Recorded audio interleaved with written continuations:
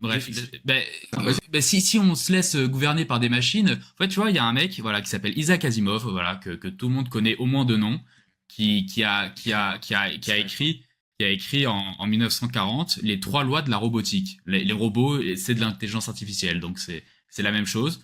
Le mec, il y a 80 ans, il a anticipé ce qu'on vit aujourd'hui là. Et je pense mais que ces lois de la robotique qui sont une théorie bah, littéraire entre guillemets, je te rappelle que bah, ça fait je longtemps. pense on doit l'appliquer aujourd'hui. Bah attends, je l'ai sous les yeux, voilà, je te Vas-y. la lis.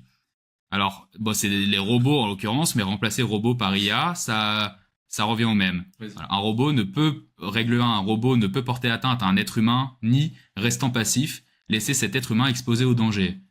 Règle 2, un robot doit obéir aux ordres donnés par les êtres humains, sauf si de tels ordres entrent en contradiction avec la première loi. Et troisième loi, un robot doit protéger son existence dans la mesure où cette protection n'entre pas en contradiction avec la première ou la deuxième loi.